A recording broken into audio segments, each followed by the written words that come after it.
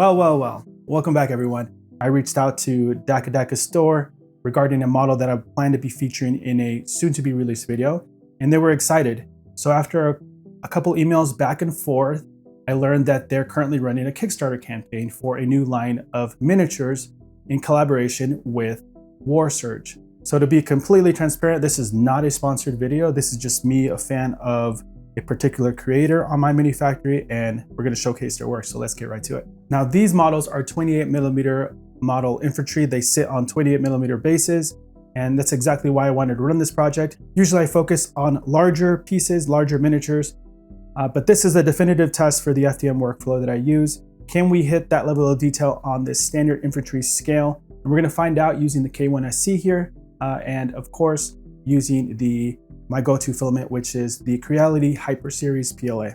I want to take a quick second to show you what we're actually working on here. This is their upcoming campaign for Warsurge, which is a universal miniature war game.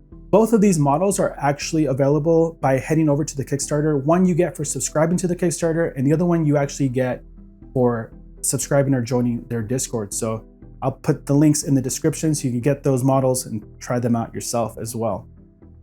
Now, when these models are officially released, when the campaign is actually over and it's officially released, the models are actually going to come in multi-part kits. So that's going to give me plenty of options for kit bash.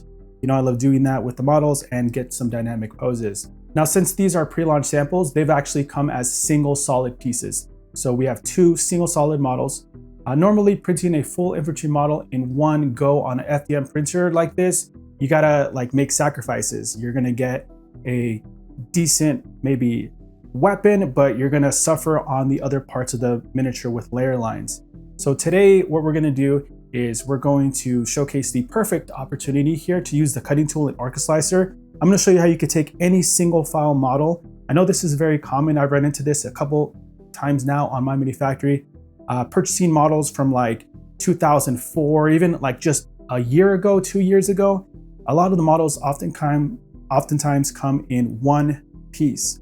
And so this workflow you can apply to any of those in varying degrees, of course.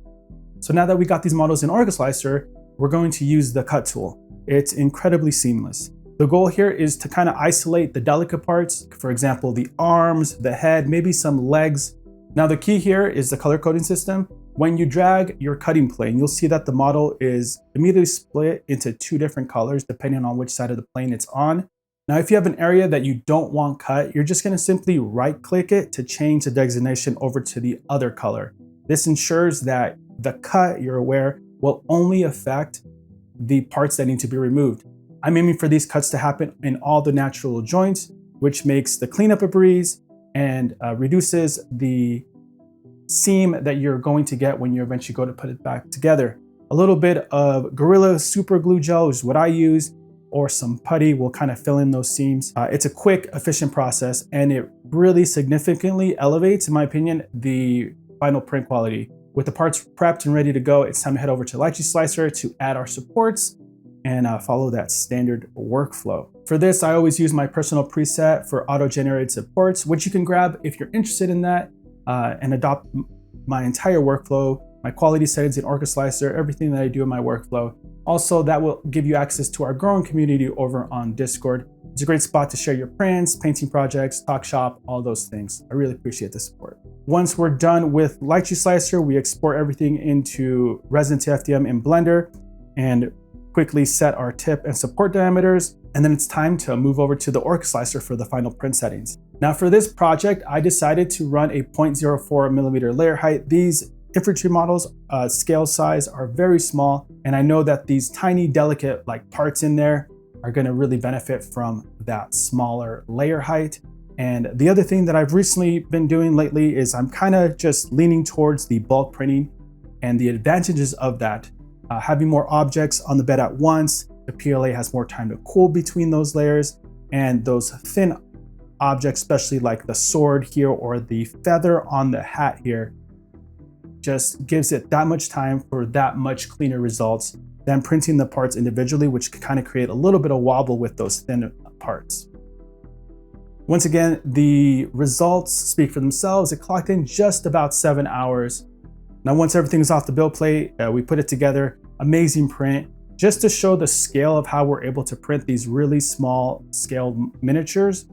When compared to my previous miniatures, it really lets me kind of appreciate the workflow that we got going on here and the absolute crispy details that we're able to get with FDM. Again, not a bad print time for a 0.04 layer height for 2 miniatures. Absolutely amazing. Here we're gonna just kind of show the scale next to my Wolf Priest proxy that I printed a while back and my standard Terminator proxy that I'm building.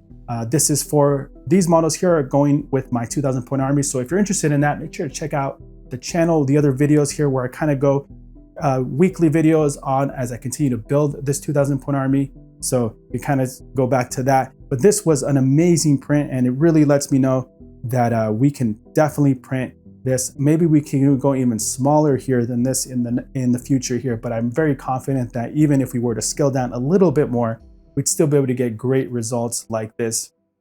Thank you guys for sticking around for this video. If you're still here, make sure to join our Patreon if that's of interest to you. Like the video, subscribe. Let me know in the comments what you're using to print your miniatures. Also, make sure to check out the links. Check out the Kickstarter campaign here by DACA Studios. Great models, and I look forward to seeing their entire release. I will see you guys later.